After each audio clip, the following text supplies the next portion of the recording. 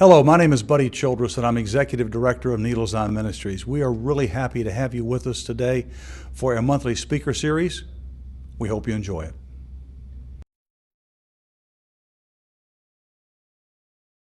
Now, it is my treat to introduce our speaker today, Jim Johnston.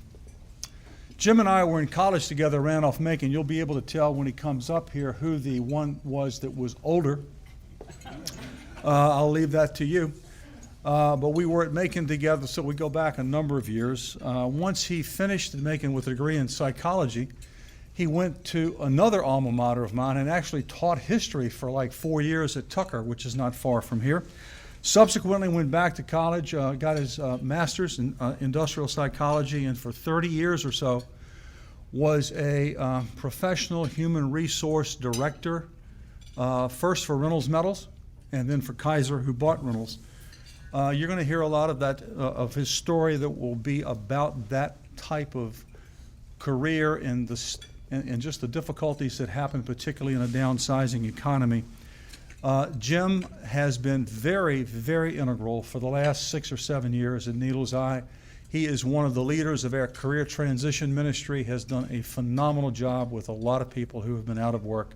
You'll also hear that as well. He and his wife Valerie have 2 grown children and 3 grandchildren. He is also a very accomplished photographer. Would you help me welcome our speaker today, Jim Johnston?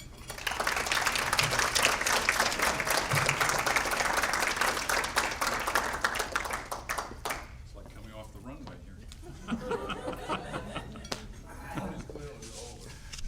here. Oh, gosh.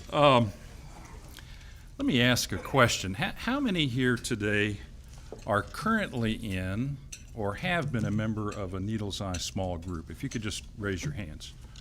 Okay, a large number. Okay, great, super. Then you'll be able to follow my logic on this.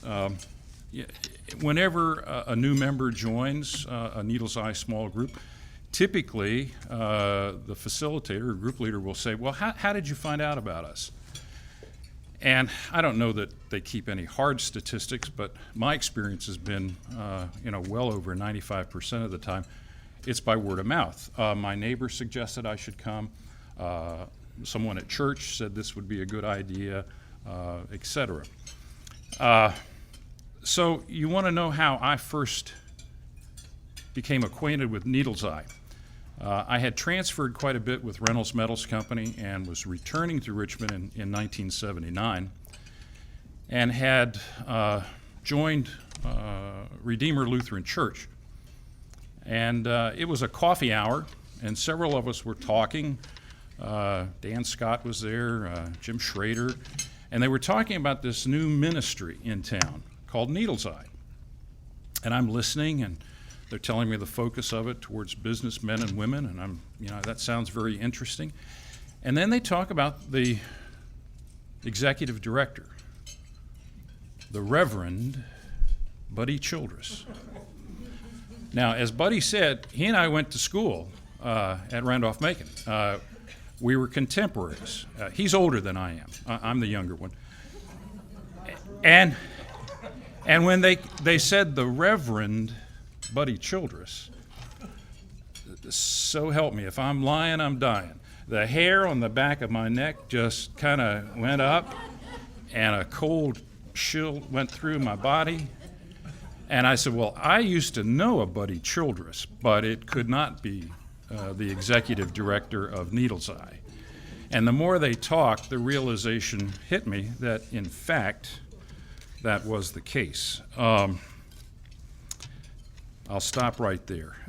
But it just underscores God does work in mysterious ways.